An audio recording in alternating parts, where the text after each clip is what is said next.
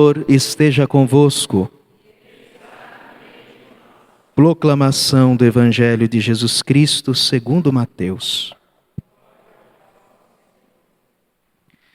Naquele tempo, disse Jesus a seus discípulos: Eu vos digo, se a vossa justiça não for maior que a justiça dos mestres da lei e dos fariseus, vós não entrareis no reino dos céus.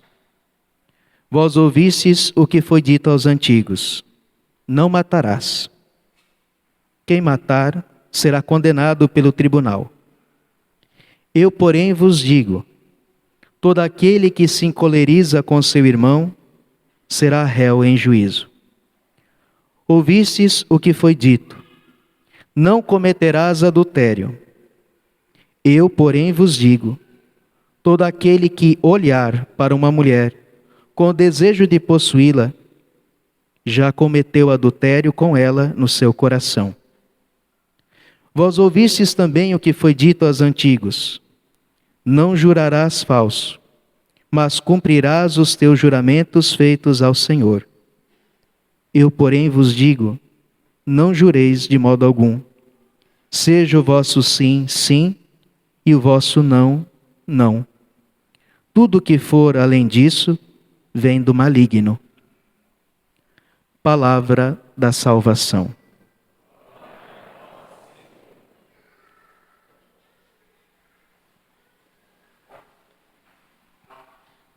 Caríssimos, estamos no capítulo 5 do Evangelho de São Mateus, que é o Sermão da Montanha. O Sermão da Montanha começa com as bem-aventuranças e vai até o capítulo 7. Então, o Sermão da Montanha foi uma homilia bem comprida que Nosso Senhor Jesus fez. E hoje aqui, o Evangelho que foi proclamado, eu li o Evangelho mais curto. Tem o Evangelho mais comprido e tem o Evangelho mais curto, eu economizei, mas dentro do contexto do Evangelho maior. Veja, o que é que, já vou dizer a ideia que eu quero transmitir. O que Nosso Senhor Jesus está dizendo nesse Evangelho é que para o nosso julgamento não será levado em conta só os nossos atos, mas as nossas intenções. As nossas intenções, naquilo que nós fazemos, também vale. Não são só os atos executados, mas a intenção que nós colocamos nas coisas. Aquilo que está dentro do nosso coração também conta. Então não é assim, só foi um pensamento. Isso conta. Se foi consentido, isso conta. Mas vamos entender o que é que Jesus está fazendo nesse Evangelho. Jesus começa a dizer, logo no início, uma grande crítica que os fariseus faziam a Jesus. Que Jesus veio e mudou toda a lei de Moisés. Então Jesus começa a ensinar: não penseis que vim abolir a lei e os profetas. Não vim para abolir, mas para dar-lhe pleno cumprimento. Então Jesus diz: não vim abolir a lei, mas eu vim ensinar a vocês como se deve viver verdadeiramente a lei. E então entra no Evangelho que nós ouvimos. E Jesus diz uma coisa muito séria, e que se nós entendêssemos, acho que hoje nós vamos entender, a gente tremeria de medo. Jesus diz: se a vossa justiça não for maior que a justiça dos mestres da lei, vós não entrareis no reino dos céus. Porque o fariseu e o mestre da lei são aquelas pessoas que vivem a lei e os preceitos de Deus e de Moisés à risca. O que é que caracteriza um doutor da lei e um fariseu? O fariseu era, dentro do judaísmo, aqueles mais rígidos, aqueles mais ferrenhos, aqueles que levavam a sério todas as coisas. Por isso que vigiavam Jesus. Se Jesus parecia que estava fazendo uma coisa fora da lei, eles estavam lá. E Jesus diz: os fariseus cumprem a lei certinho. Isso que significa a justiça. Justiça é cumprir a lei. E Jesus diz: se a vossa justiça não for maior da que dos fariseus, vós não entrareis no reino dos céus. Mas, meu Deus do céu, esse pleno cumprimento de Jesus complicou tudo. E Jesus, como nós ouvimos, ele vai dizendo: ouvistes o que foi dito, eu porém vos digo. E fica pior. Mas vamos entender. Qual é o problema, meus irmãos? O problema é o seguinte: o fariseu cumpre a lei, mas ele não tem amor. O fariseu faz o que está escrito. Ele respeita a lei exteriormente, mas a sua intenção não é de agradar a Deus. Por isso que Jesus vai chamá-los de sepulcros caiados. Por fora eles são bonitos e enfeitados, porque eles cumprem a justiça certinho. Mas por dentro estão cheios de podridão, de ossos e de vermes. Porque o coração deles não condiz com o cumprimento da lei. E então Jesus agora começa a mostrar a intenção que nós precisamos ter em cada mandamento. E é por isso esse porém eu vos digo significa a intenção interior que nós precisamos ter. Por isso Jesus diz: vós ouvistes o que foi dito aos antigos, não matarás. Quem matar será condenado pelo tribunal. Eu, porém, vos digo, todo aquele que se encoleriza com seu irmão será réu em juízo. Em outras palavras, Jesus está dizendo o seguinte: quando alguém mata uma pessoa, esse é o segundo pecado. O primeiro pecado começou lá dentro. Quando dentro do meu coração eu decidi que aquela pessoa precisava desaparecer. Quando com o meu ódio, quando com a minha cólera, eu destruí aquela pessoa. Portanto, o ato de matar não foi o primeiro pecado, foi o segundo. Porque aquela pessoa já estava morta dentro de mim. Ou seja, eu desejei matar, não, eu quero que essa pessoa morra e que vá para os quintos dos infernos, mas eu não matei ela, então não tem pecado nenhum. Não. Santo Afonso Maria de Ligório diz: aquilo que não pode ser desejado, aquilo que não pode ser feito não pode ser desejado.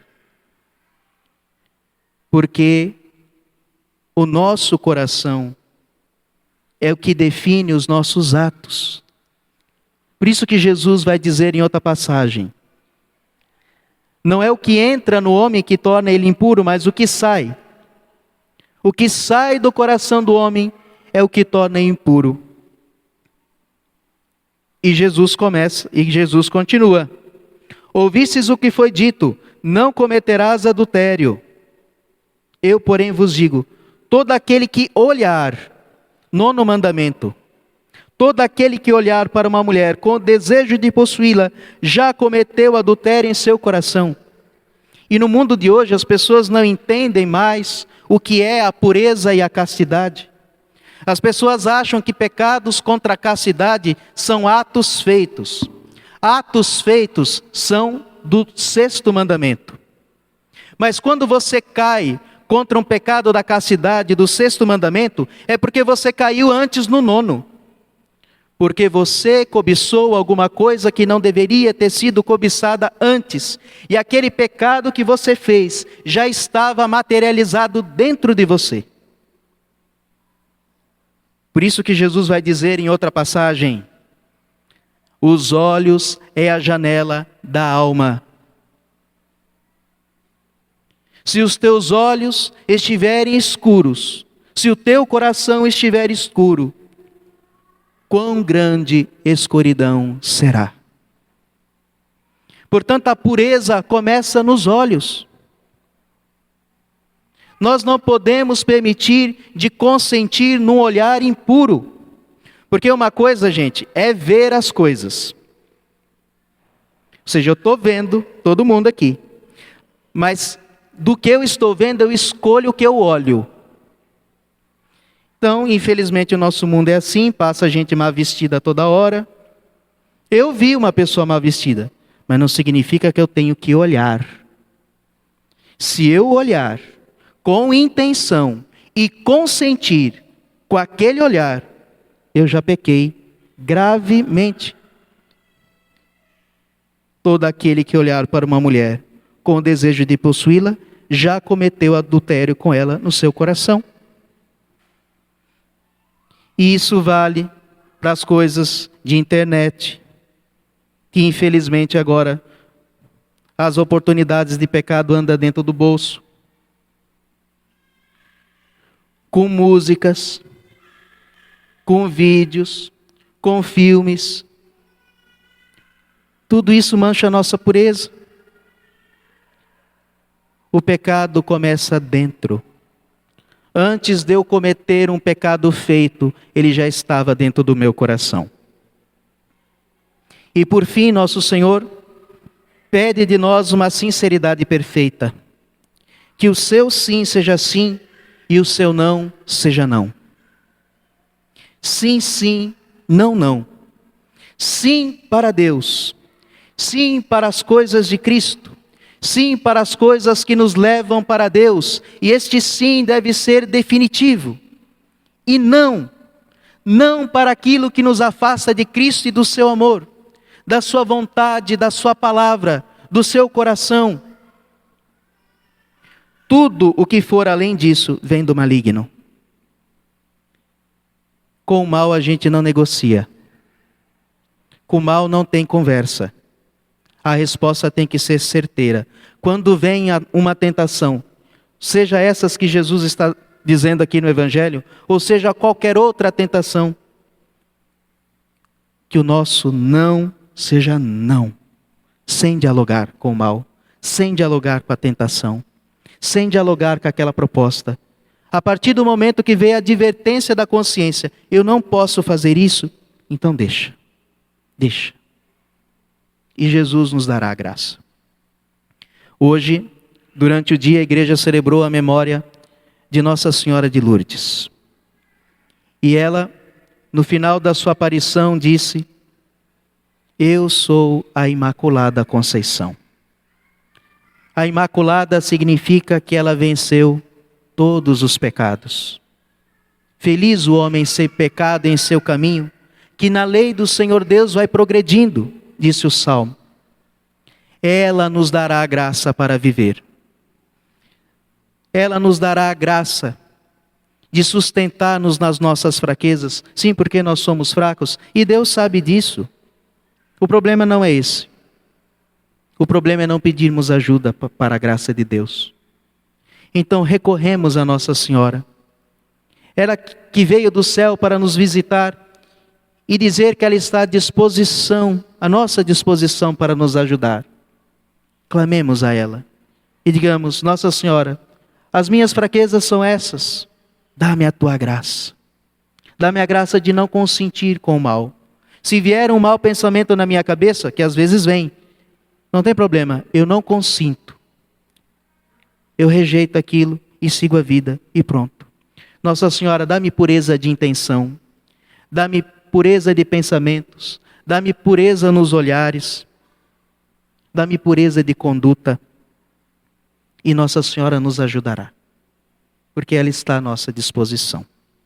Louvado seja nosso Senhor Jesus Cristo.